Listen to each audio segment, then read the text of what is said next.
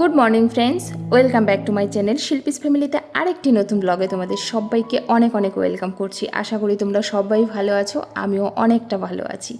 তো কালকেই তোমাদের বলেছিলাম যে ব্লাড টেস্ট করাতে নিয়ে যাব মেয়েকে, তো আমাকেই নিয়ে যেতে হবে। আর গৌতম যেহেতু ঘরে নেই, আমাকেই নিয়ে যেতে হবে। তাই সকাল সকাল ঘুম থেকে অনেকটাই সকালে উঠেছি। মোটামুটি কী বলো তো, মোছামুছি ধোয়া দায়ী যেই কাজগুলো আছে সমস্ত কিছু কমপ্লিট করে রেখে তারপর যাব। এসে তারপরে রান্না করব। গরমকাল তো, এখন যদি এত সকালে রান্না করে যাই না, তাহলে ওই ভাত বা তরকারি দুপুরে খেতে খেতে অনেকটা ঠান্ডা হয়ে যাবে। রান্না এসে কি করব সেটা এখনও বুঝতে পারছি না। রুই মাছ 3 পিস রয়েছে, সেটা দিয়ে তরকারি ঝোল করলে অতটা টেস্ট হবে না। মাছ একটু বেশি না হলে দেখবে তরকারির ঝোলটা টেস্ট হয় না। আর অনেক দিন আগে গৌতম এনেছিল খড়গপুর স্টেশনের ওই যে বিখ্যাত আলুর দম, যেই আলুটা দিয়ে হয়, লাল আলু মোটা চামড়ার, তো সেটা এনে রেখেছিল। অনেকগুলো আলু পড়ে রয়েছে, ভাবছি একটু আলুর দম করলে রাত্রে আর রুটি করে দিলে গৌতম খেয়ে ডিউটি চলে যেতে পারবে। তো এরকম ভাবছি মনে মনে, এখনও ডিসাইড করিনি কি রান্না করব, তো যখন করব তখন দেখা যাবে। তো চলো এখন ঝটপট কাজগুলো কমপ্লিট করি, তারপরে মেয়েদের উঠাবো।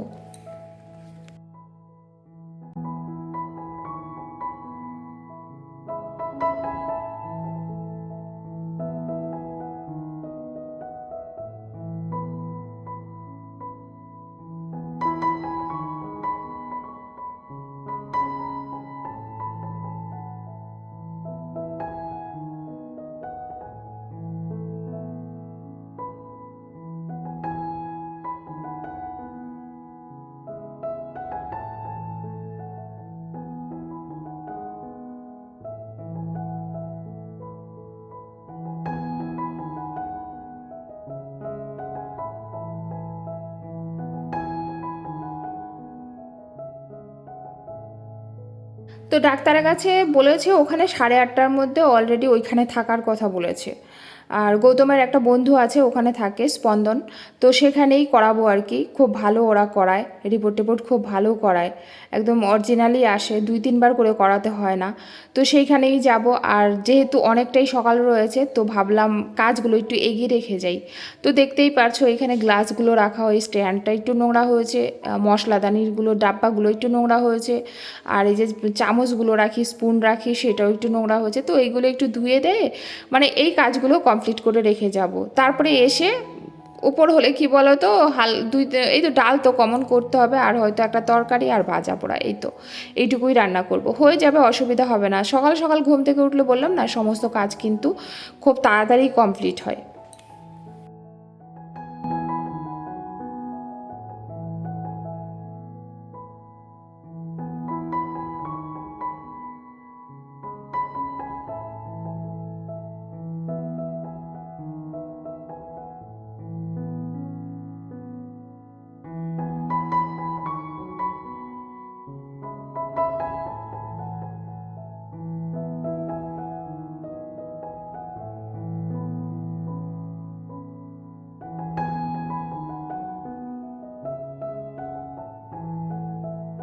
তো কালকে দেখেছিলে যে, কালকে না পরশু দিন মাইক্রোওভেনের যে উপরে টাওয়ালটা থাকে সেটা ধুয়ে দিয়েছিলাম। আর মাইক্রোওভেনের পেছনে না ইঁদুরে পায়খানা করেছে। ইঁদুর না বোধ হয় আরশোলা, কোথার থেকে হয়েছে আমি, তোমরা দেখো আমি রান্নাঘর কত পরিষ্কার রাখার চেষ্টা করি। আর আরশোলা তখনই হয় যদি প্রচুর কোনো নোংরা জায়গা থাকে, নোংরা জায়গায় আরশোলা হয়। কিন্তু আমি ভাবতে পারছি না যে এই মাইক্রোওভেনের পেছনে কি করে এত আরশোলাতে পায়খানা করেছে।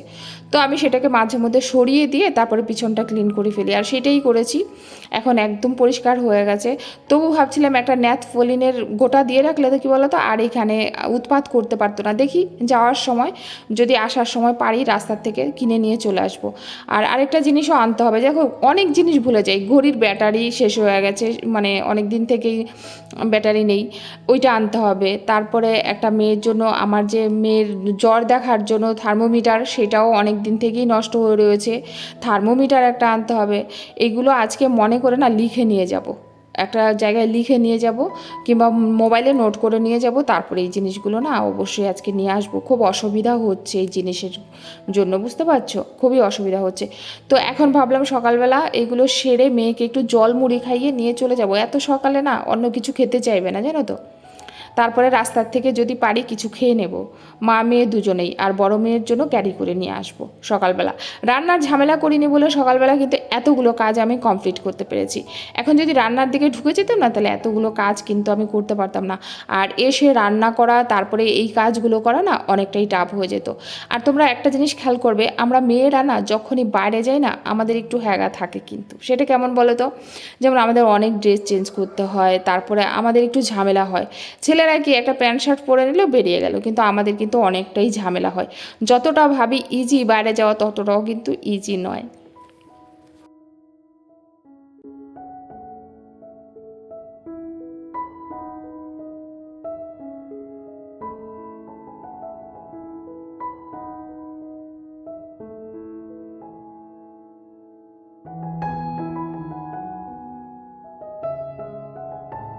বড় মেয়ের স্কুলটা এখনও খুলছে না, সমস্ত স্কুল খুলে গেছে, ওর স্কুল খুলছে না। আর ছোটো মেয়ের তো স্কুল অলরেডি চলছে, কিন্তু কিচ্ছু করার নেই, শরীর খারাপ বলে না পাঠাতে পারছি না গো। দেখতেই পারছো কত শরীর খারাপ, এই জন্য না টিউশনি না স্কুল। তবে একটা ভয় পাচ্ছি কি বলো তো, এই যে বড় মেয়ে মানে রাত করে শোয়া, আবার সকালে অনেক দেরি করে শুয়ে থাকা, এটা একটা বদ অভ্যাস হয়ে যাচ্ছে। তোমরা তো জানো ওরা মানে সারা বছর ওদের স্কুল ছিল সকাল 6:30 7টা, আর এখন এই অভ্যাসটা এবার চেঞ্জ করতে পারবে কিনা এটাও একটা ব্যাপার, জানো তো। তো যাই হোক, এই যে দেখো এগুলো কমপ্লিট করেছি। আর আমার মাথায় কী জানি কী আছে, অনেক সময় তোমরা ঠিকই বলো, মাঝে মধ্যে এত উল্টাপাল্টা কথা বলি। আর দেখো, আমি কালকে ফোন করে অলরেডি জেনে নিয়েছি খালি পেটে যেতে হবে না মানে ভরা পেটে যেতে হবে। ডাক্তারবাবু বলেছে খালি পেটে যেতে হবে, তাও মেয়ের জন্য একটু জলমুড়ি নিয়েছিলাম খাবে বলে, তো আমি খেয়ে নিয়েছি। Good morning friends, welcome back to my channel Shilpi's ফ্যামিলিতে আরেকটি নতুন ব্লগে তোমাদের সবাইকে অনেক অনেক ওয়েলকাম করছি। আশা করি তোমরা সবাই ভালো আছো, আমি ভালো আছি। আর ওই যে কালকেই তোমাদের বলেছিলাম সকাল 8টার মধ্যে আমাকে যেতে হবে মেয়েকে নিয়ে ব্লাড টেস্টের জন্য। জ্বরটা একটু একটু সেরেছে, সারলেও ভাবছি ব্লাড টেস্টটা করিয়েই নেব। আর তো চলো সঙ্গে থাকো, সারাদিন কী করছি না করছি সমস্তটাই তোমাদের কাছে শেয়ার করবো। চলো, তো এই যে রেডি হয়ে গেছি, এই দুষ্টু রেডি হয়ে গেছে। বড় মেয়ে এখনও ঘুমাচ্ছে, এখন বাজে 8টা, তো 8:30টার মধ্যে আমাদের ওখানে থাকতে বলেছে। তো চলো, মোটামুটি সকালে বাসন টাসন ধোয়া, যেইটুকু ঘর টর ঝাড় দেওয়া সব কমপ্লিট হয়েছে। খাওয়ার রেডি করে গেছি, ও শুধু মাইক্রোওভেনে দেবে আর খাবে ঠান্ডা হয়ে গেলে। তো বেরিয়ে পড়লাম মা মেয়ে। প্রচুর রোদ উঠেছে, একটু একটু বৃষ্টি হচ্ছে আর তারপরে রোদ উঠছে। খড়গপুরে বৃষ্টি নেই এই বছর অন্তত।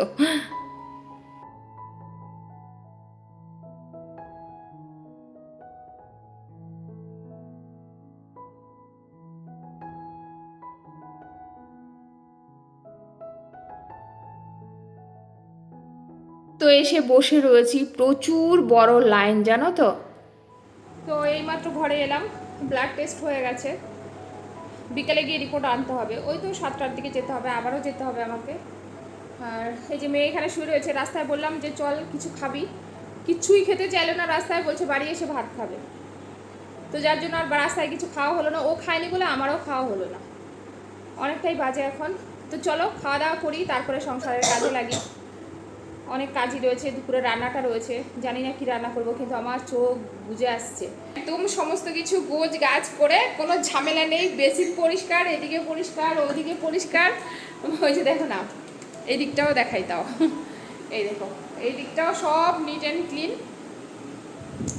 ছোটো মেয়ে ঘুমাচ্ছে, তোমাদের দাদাভাই ডিউটিতে আছে। তো রান্না বাড়া করি, স্নান করে আসো, যাও স্নান করে আসো, তারপরে আমি স্নান করবো। আর তুমি মাথা ঘষবে আজকে নাকি? না না, মাথা ঘষলাম না, 2 দিন আগে। তো চলো এখনকার মতো বাই। বাবা কেমন একটা লাইটটা কেমন আসছে বাবা, একটু হাই বলে দাও। হাই বলতেও কষ্ট হয় গো, হাত তুলতেও কষ্ট হয়, এত শরীর উইক হয়ে ভেবেছি কি বলো তো, অনেক দিন থেকেই আমাকে অনেক রকম কমেন্ট করে, অনেকেই অনেক কথা বলে। তার মধ্যে অনেকেই বলে যে দিদিভাই আমাদের নতুনদের জন্য কিছু টিপস দাও না, যে ব্লগিং কিভাবে করব। তো আমি মনে করি কি বলো তো, যে আমারই 1000 ভিউজ হয় দিনে, তো তাদেরকে কি টিপস দেবো। হ্যাঁ, তারপর আবার একটা জিনিস আমি ভাবলাম যে এই 1000 ভিউজটাই আমার কী করে হয়েছে বা কী করে হয়, বা যেইটুকু লোকে চিনেছে সেটা কি করে, প্রথম কি করে ঢুকেছি। আর যারা নতুন ইউটিউবে ঢোকে তারা সত্যিকারের কি কি ভুলগুলো না করলে ভালো হয়, এরকম টাইপের একটা ভিডিও করে তাদেরকে বরং বলে দিই। এটা অন্তত জানি না তাদের কতটা উপকার হবে, তবে আমার মনে হবে যে ভিডিওটা দেখলে কিছুটা হলেও বুঝতে পারবে যে সত্যিকারের কিভাবে কি করতে হয়, কারণ আমি অনেক ভুল করেছি না। আর আমার রান্নার চ্যানেলে যদি আমি ওই ভুলগুলো না করতাম তাহলে সত্যিকারের আজকে আমার চ্যানেল দাঁড়িয়ে যেত। তো ওই ভুলগুলো করেছি, যে এই ভুলগুলো আমি চাই না যে যারা নতুন ঢুকছে তারাও করে, যার জন্য একটা ভিডিও ভাবছি মাঝখানে একদিন আনবো। তো তোমরা কি বলো একটু তাও কমেন্টে বলো, তাদের জন্য, নতুনদের জন্য। তো এইটা আমাকে কমেন্টে বলো যে একটা ভিডিও কি ওইরকম আনতে পারি, আর যেহেতু এটা আমার লাইফস্টাইল ব্লগ, এখানে কি ওই টাইপের ভিডিও আনলে ঠিক হবে, একটু কমেন্ট করে জানিও তো। তো এই যে অনেকটাই দেরি হয়ে গেছে, আর আসার সময় একটু খাবার নিয়ে আসছিলাম, তো মেয়েকেও খাইয়েছি, আমিও খেয়েছি, সবার খাওয়া দাওয়া কমপ্লিট, কিন্তু রান্না তো করতে হবে বলো। এবার রান্নার দিকে ঢুকে গেলাম, আর আজকে রান্না হয়েছে খুব হালকা করে তোমাদের কাছে শেয়ার করছি, বেশি শেয়ার করতে পারছি না কারণ অনেকটাই টাইম চলে যাবে, ভিডিওটা অলরেডি অনেকটা বড় হয়ে গেছে। করেছি একটুখানি আলু ভাজা, আর ওই করেছি একটুখানি আলুর দম, যেন রাত্রেও রুটি খাওয়া যায়। আর এই যে দেখো, ওদের জন্য 3 পিস মাছ ভেজেছি, আর আমি যেহেতু মাছ ভাজাটা খাবো না, আমার জন্য একটা ডিমের অমলেট করেছি। দুপুরবেলা গরম ভাত, ডাল, আলু ভাজা, মাছ ভাজা, ডিমের অমলেট আর ওই তরকারি, ব্যাস আমাদের দারুণ সুন্দর খাওয়া হয়েছে, যথেষ্ট ভালো খাওয়া হয়েছে। তো এই যে দেখো, অ্যাকচুয়ালি কি বলো তো, খাওয়া দাওয়াটা মনে করি আমি একটা জিনিস, যে মানুষ কষ্ট করে পরিশ্রম করে খাওয়ার জন্য, আর যেটা রুচি করে খায় বা যেটা খেতে ভালোবাসে সেটাই বোধহয় খাওয়াটা উচিত। হ্যাঁ, তবে অবশ্যই সেটা খেয়াল রেখে যেটা শরীরের পক্ষে ক্ষতিকারক কিনা। তো যাই হোক, আপাতত আমার ছোটো মেয়ে কিছু যেহেতু খেতে পারছে না, ওই জন্য ও যেটা খেয়ে ভালোবাসছে ডাক্তারবাবু বললো সেটা দিয়ে আপনি দুটো খাওয়ান, যেটা দিয়ে খায় কোনো বাজ বিচার নেই, আপনার যেটা মনে হবে যে ও খেতে পারছে দুটো, যেহেতু মুখে একদম রুচি নেই, আপনি সেটাই খাওয়ান। তো এই যে দেখো, মাছ ভাজা দিয়ে আলু ভাজা দিয়ে আজকে একটুখানি ভাত খেয়েছে মেয়ে, জানো তো। আবার এই দেখো, বিকেলবেলা নিয়ে এসেছি মানে রিপোর্ট, এখানে ব্লাড টেস্টের রিপোর্ট নিতে এসেছি, আর একবারে ডাক্তার দেখিয়ে, নিচের তলায় ডাক্তার বসেছে, রিপোর্টটা ডাক্তারকে দেখিয়ে ওকে দেখিয়ে তারপরে বাড়ি যাব। এখন বাজে 8:30। তো মেয়েকে দেখিয়ে রাস্তা দিয়ে আসছি, তখন বললাম বাবা তুই ঘরে গিয়ে কি খাবি, বলছে কি মা আমি না স্যুপ খাবো, চিকেন স্যুপ। তো ওই দোকানটাতে খুব ভালো হয় গো, তো ওইখান থেকে ওর জন্য স্যুপ নিয়ে এসেছি। আর এখানে দেখো, তোমাদের দাদা ভাই আর মেয়ের জন্য ছোলে ভটুরে নিয়ে এসেছি, কিন্তু তোমাদের দাদা ভাই বলছে আমি খাবো না, আমি নাইট যাব, আমি বরং আমাকে ভাত দিয়ে দাও, দুপুরের যা আছে সেগুলো দিয়ে ভাত দিয়ে দাও, আমি এই ছাতা মাথা খাবো না, আমার গ্যাস হয়ে যাবে। তো আমি ভাবছিলাম 2টা ভটুরে তো মেয়ে খেয়ে নিতে পারবে, হ্যাঁ 2টো তো, বলছে না মা আমিও 2টো পারবো না, বরং তুমি একটা খাও আমাকে একটা দাও। আমি আবার ভাবলাম আমার না একটু ভাত খেতে ইচ্ছা করছিল, আর দুপুরের যেহেতু বাজা পোড়া আলুর দমটা রয়েছে ভালো হয়েছিল, তা আমার একটু ভাত খেতে ইচ্ছা করছিল। তারপরেও ওই একটা ভটুরে খেয়ে আবার একটুখানি ভাতও খেলাম আমি, জানো তো, রাত্রেবেলা। তো এই যে দেখো, মেয়েকে দিয়েছি, মেয়ে সুন্দর খেয়েছে, এটা তৃপ্তি করে খেয়েছে।